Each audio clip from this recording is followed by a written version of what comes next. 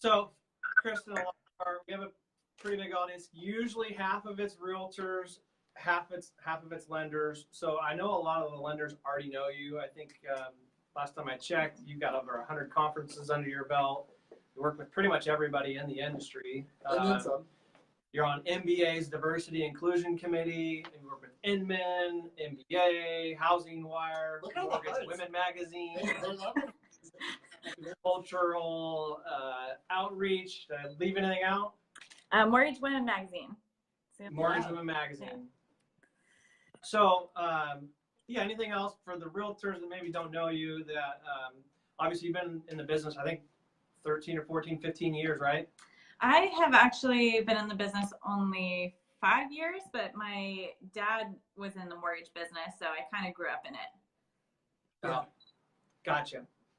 I gotcha. So I was in multicultural marketing before that. So what I want to do is I know two badasses when I see them. That's you and that's RC.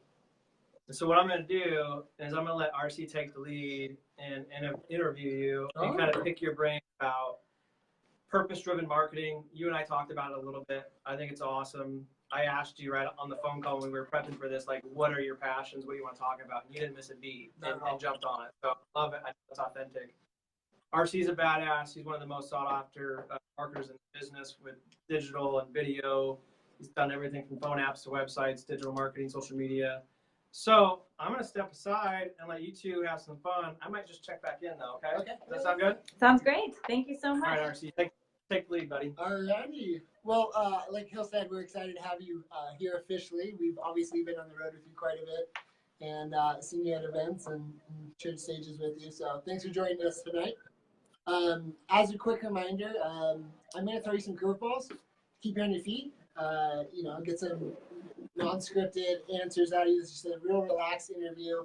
And guys, if you're not here and you're just now joining us, we're going to, in the comments area, have, resources as things come up. Keep an eye in the comment section. If you want to share this, feel free to do that. And we're going to continue probably for about 20 minutes is the expectation. But if you guys like us, if you keep on getting all the hearts that we're getting right now, I'll be monitoring questions too. So if you guys have questions, it's kind of hard for these two to see them. Yeah. So I'll interrupt if you guys have questions. Cool? You'll be the moderator. Right. So, all right. So jumping into this, what, from a 10,000-foot level, what does purpose-driven marketing really mean to you? Not as like a trigger term or like a key phrase, but like to your heart, to your soul.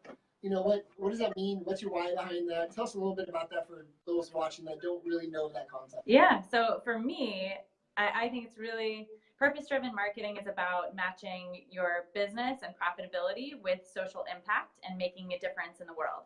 So anyone that has a business is solving some kind of problem. So there is a purpose or impact associated with the business, but purpose-driven marketing is about making that central to your brand and really diving deeper into what it means what your purpose is and what your company's purpose is and how you can meet the needs of the community that you're serving and match that with your brand and profitability.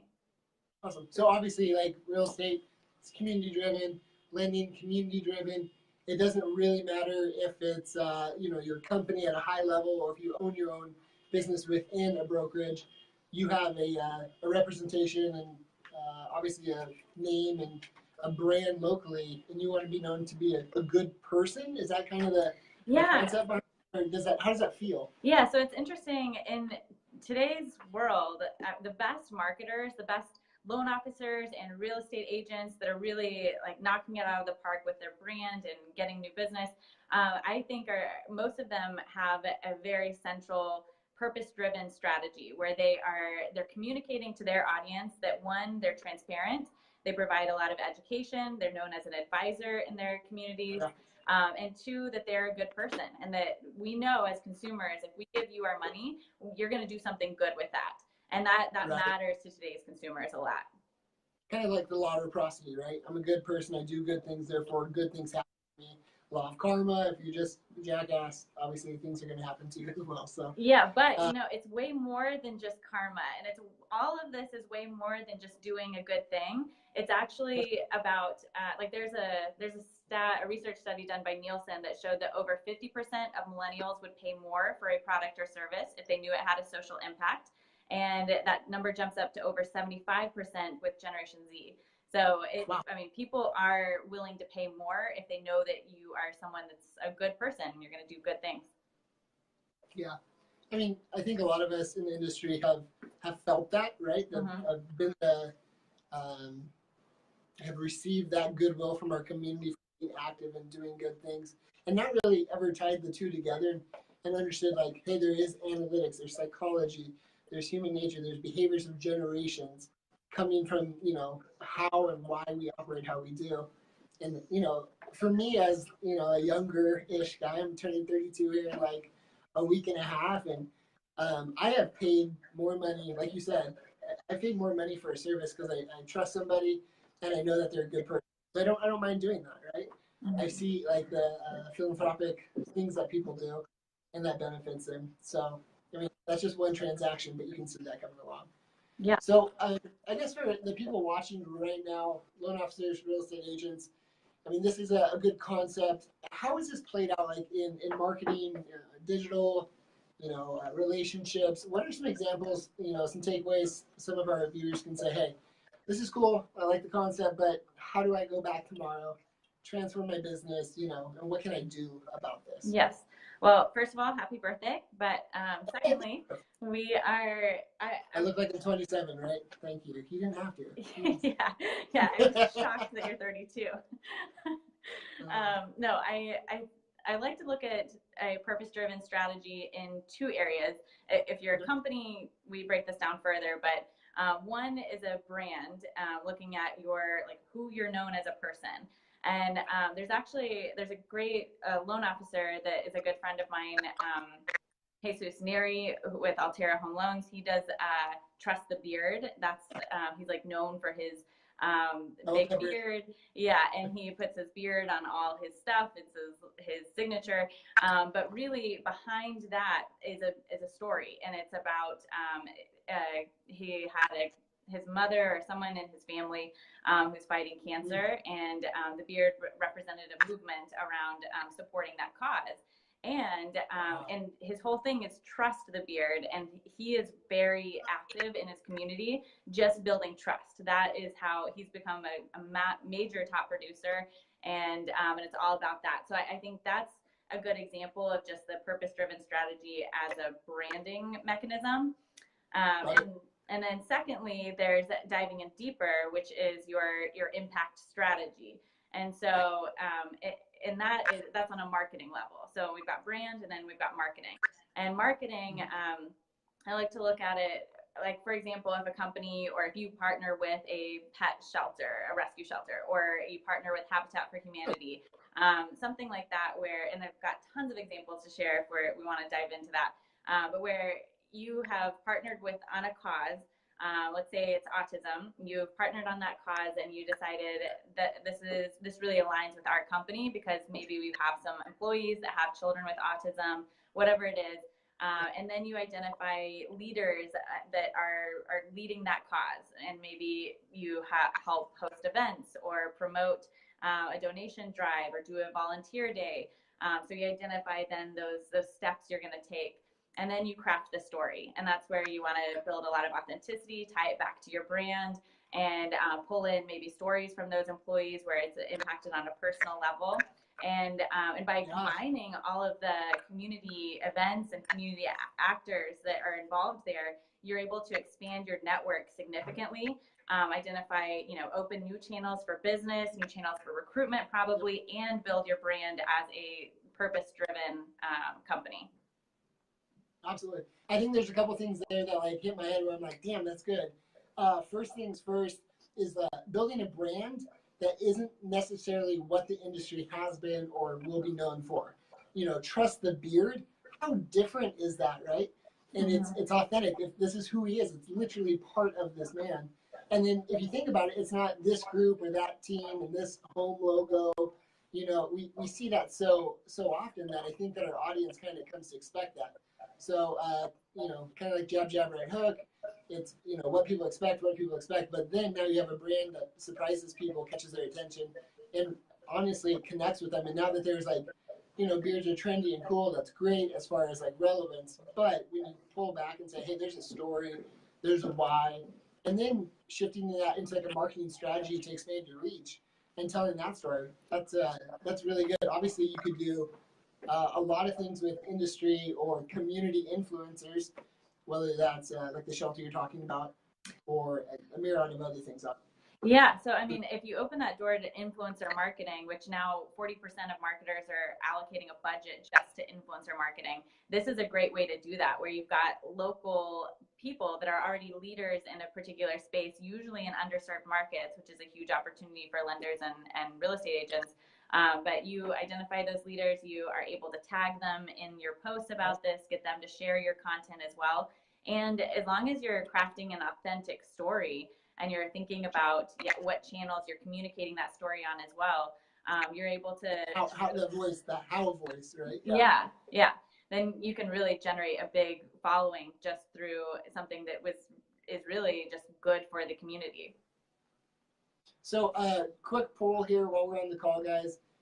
For anyone who's watching, you know, give us some sort of a show, a like, a love. If you've ever done something like in your community, obviously I'm expecting a lot of people to say, hey, I've sponsored this, I've attended this, you know, the cheerleaders, the school, whatever it is. Wow, you got me super dizzy there for a second.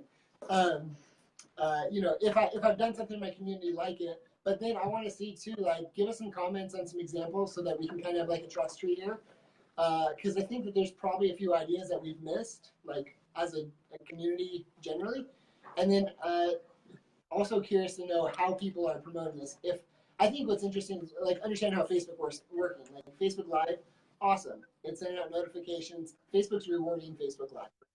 But as we shot a show about in the past, we also have a show about like Facebook groups and how Facebook groups, you know, notifications are coming from that. Well, a group is a local group of people, and oftentimes they're based around good things. I think getting your brand into those Facebook groups, those videos that you're shooting, whatever you choose to do to promote your sponsorship or whoever you're backing, it's a great place just to leverage that sphere. Facebook will allow you to get to your second, third sphere of influence so easily for so little. So that's where we take this concept of being a good person and doing good things in our community and drive it back to building a business with good people, you know, serving the people in our community. So kind of drawing the connections, because it's important to do all these things in your business, but we still, at the end of the day, we're all busy people doing business. So being efficient and effective at it, it's obviously a big, big, big deal. Guys, do we have any questions or anything? You want to jump in there? Yeah, I had a question. You speak a lot, right? And you probably get pulled many different directions. When I first connected with you, you had carved out like the millennial niche and did a great job at that. But you've obviously continued to evolve. When it comes to marketing, our industry is dominated by a bunch of blue hairs, a bunch of, you know, older people. Like, have people asked you about that? How can, you know, the older generation leverage, like, you know, a friend of ours, mutual friend Dave Savage, you know, the digital tools to reach like your target audience, like you say, young, diverse home buyers? I feel like that's where most of us old dinosaurs are missing. Yeah, they're still trying to leverage yesteryear's strategies. Meanwhile, you know, like our mutual friend Brian, young realtor, is killing it just because he comes into the space and he's like, oh, I got all these cool tools, I'm going to use them. So, but doing that in an authentic way, right? Like, I think a lot of people that we've ran across are like, hey, I can use this tool, but I feel like I'm not really being genuine. I feel forced to do this. This isn't how I do business. But they have to evolve. Yeah. I mean, so how do you, I mean, I know you spoke at tons of conferences and you've probably seen people my age and above there, not necessarily his. So what do you tell them? Yeah, no, I think that a lot of older people or people that are not in the millennial generation are really anxious and overwhelmed, I think, by how to enter this digital world. And we've just progressed so quickly with different tools, and it's so fast that you have to adopt a new strategy. And so I think that, you know, even talking about this is something that allows you to reach the millennial generation but you have to learn it like it's a new language. And this is what I always talk about at presentations that you may have heard, where you really need to break it down. You're not going to learn the whole language all at once. And in this case, the language is always evolving, so you're always learning. What a younger person or someone that's like a millennial loan officer may have as an advantage is that they're coming into this very fresh and often see things from a different perspective and can utilize the tools that we've naturally just kind of grown up with as digital natives. But someone from an older generation has the opportunity to pull in their expertise and experience. And as long as they are adopting new tools with an authenticity, like you were talking about, and being very genuine about who they are, then they can be extremely successful. But I do think it comes down to breaking it down into a strategy. I mean, you can't fight off all of the social media platforms or decide you're going to create a whole new strategy, but you're going to say, okay, I'm going to start with Facebook, or I'm going to start with Instagram maybe, and put my voice to this. And so you're putting out content that's educational and all of the things that you guys always talk about.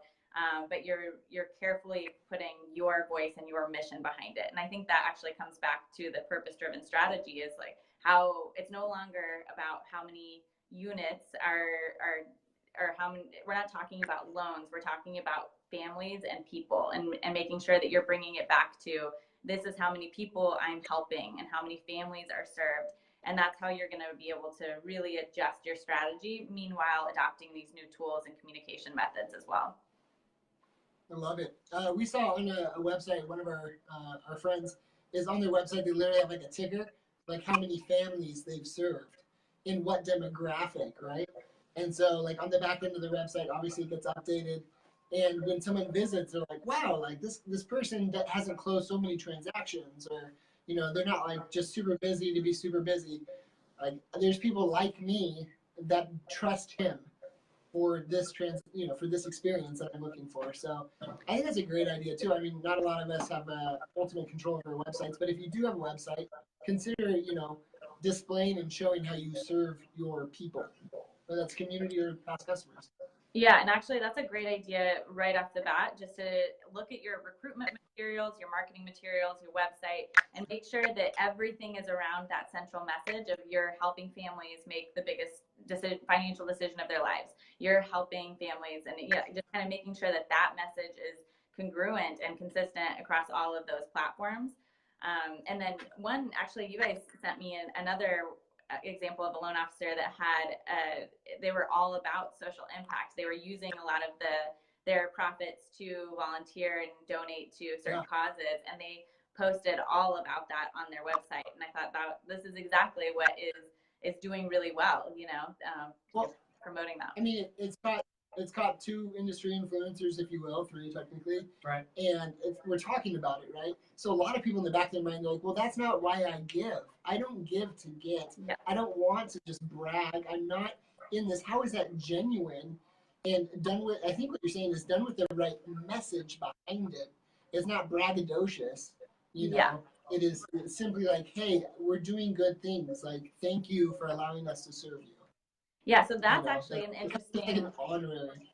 Yeah, that's actually an interesting generational difference too, where I don't see millennials saying that so much, but I do always hear other people from other generations talking about how they don't want to brag. But we have to mix these together, and it's not a bad thing to combine social impact or volunteering or whatever it is with your marketing strategy. That's what it has to be today. If you watch Shark Tank, Mark Cuban always talks about how social enterprise is the future of business. And social enterprise is that double bottom line where you're thinking about profitability and impact. And so that's the new era, which is awesome because we're using business to have a greater impact. But we have to learn how to combine those without being too self-serving. I mean, if you post something and say, look how awesome we are, we volunteered today. Don't do that. Post something and say, join us in this cause, or we're so excited to be serving with this nonprofit, and you tag them and you make it about spotlighting the cause or spotlighting the partner.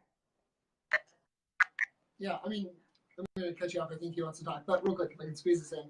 You had sent over like a slide, right? And on one of your slides, you talked about the me generation, right? Me. And so like, and people are used to talking about themselves, how to win friends, influence people, talking about their best interest. I mean, when you really combine these two things and then attach it with your marketing message, you're going to win. It's how people operate. It's how people think, and you're taking the generational approach to marketing essentially. Yeah. Would you mind? Can you post that? We'll post that down below. I think it's a Google Doc, right? Yeah. Google Slides. So yeah, you can go through, and I included some stats and specific recommendations. But one thing on the me generation, I think it's really interesting because I will always ask people what they think of millennials, and everyone says entitled or something about us being the me generation, and I think that's a negative, I don't know, connotation, because something really good has come out of this is that we have grown up feeling like we're individually special and can individually have an impact on the world. And so we're doing it where we believe we can make a difference. And so we are you see a lot more, boycotts against Uber, for instance, that was really effective. They lost 200,000, or maybe it was way more than that. Anyway, they lost a ton of users because of boycott, or that hashtag delete Uber, I think. And then you see massive change through the Me Too movement, and a lot of people posting about sexual harassment issues, which ultimately has given women a voice that can be heard and create change in organizations. So we believe that through our individual input, choosing to work with certain companies or not work with other companies, that can have an influence on massive change, which it's having. So that's a good takeaway. Remember, like, you as an individual, you can make a difference. Chase, actively pursue, put those blinders on, focus on what you want to achieve, and I mean, you can do it. That's the reality of it. That's what I keep coming back to, because I know when I've traveled, both of us and spoke about, marketing in general. Our space is obviously video. I feel like, and you said that like 5 or 10 minutes ago, how people can feel overwhelmed trying to learn the whole entire language. Yeah. And you also said something very important. I think they try to tackle everything, like every tool, every stream. You mentioned the different streams of Facebook, Instagram, YouTube. Maybe this will help you guys that are watching. Just to let you know, like, we suck on YouTube. We just won an award for it, but we actually suck on YouTube. We suck on Instagram. We suck on Twitter. Yeah. We chose Facebook, and we have a website as well, and we focus just on that, and we chose video. So you don't have to learn everything. We just chose that, and I just hate coming back to people after, and I'm sure you've seen the same thing after you speak and you bring a lot of value, and then there's no takeaway, and they just go home and feel like, oh, I'm overwhelmed. They can't do anything. So I'm always, whenever I speak, whenever I talk, I'm always trying to think of what is a practical takeaway, even if it's one from this interview. And I hope that we can give, anybody that wants to get into something new or purpose-driven marketing or even social or video, I hope I can give them this. Just start somewhere. If you look at our videos from 8 years ago, they're horrible. Just like yours will be when you start. But you got to start somewhere and start with one stream. You don't have to dominate every stream. Gary Vaynerchuk has a really good topic about repurposing material for different streams. If you want to Google that, it's really cool. But I hope that relieves some pressure from having to do everything at once. Choose one stream. Do it authentically, like you said. I've seen people just grab a glass of wine and talk about their day and get a huge following. Sure. I've seen hunters, and fishermen just go and that's kind of their passion and their why, and they mix that in with, selling homes or doing loans. I think that's the most authentic. And then the next step after that, like you said, is you can match that with another purpose-driven why as far as giving back to the community. Wow, that's lights out. It's a win-win. Yeah, I love what you're saying, though, about not being afraid to make mistakes. If you keep core to your mission and your messaging an authentic component, then it's fine. I mean, I totally couldn't get on Facebook Live at the beginning of this, but it's okay. People like to see humanity, right, and they like to get to know you, and it's okay if you make mistakes. This is real life, and that's what people want to see. Yeah, we certainly messed up this, this live cast. So. Even like a couple years ago, we had a video. Was it like what day was it? April Fool's. Oh, that's embarrassing. And we totally jacked up something, and it was funny. I was able to pull a prank on Ryan. but like genuinely we screwed up, and it was like a full day of work into it. We're like, I oh, reported damn. an article and I was speaking passionately about Hipsters. hipsters and Parkland. And I fell to the very bottom. At the very end of the article, it was like Happy April Fool's Day. This So is we had all already fake. shot the show. He's already edited it. And we're getting ready to push it out. And RC's like, I don't know how to tell you this, but that wasn't a real story. It's all fake, you know. So we just leaned into it. We're like, all right, I got punked. Yeah. So I got to own it. Let's just push it out and be like, and so you made fun of me on the whole show just about how Just grilled it. I was all excited about hipsters and I was picking on them. Like, But you don't know, this is actually all fake, you know. And so everybody was in on the joke. And so you have to spin your losses into wins. Russell Wilson, Seahawks quarterback, says winners are winners because they find a way to win, you know. And I believe that, you know, everyone listening, you guys probably all do great business. You do significant things for your communities. You're good spouses, parents, you're good family people, you know. And there's a reason why we all kind of come together and we like minds get attracted. It's because we want to continue to improve as people. So, you know, just like we never knew everything we know today back then, we're always growing. So I think it's important to continue to chime into different influencers, listen, have the takeaways, and I don't know. We'll probably wrap this up. It seems like a lot of people like this, but if thank you guys for watching. if anybody wants to book you, you know, have go on their show, like, how can they get a hold of you? What's the best way? Yeah, well, you can actually get a hold of me on Facebook. So if you want to hit me up, Kristin Messerli, send me an instant message on Facebook Messenger, and yeah, we can just not live. There. Just not Yeah. And your website? What's your website? Website is culturaloutreach.com, and you can email me at kristen@culturaloutreach.com.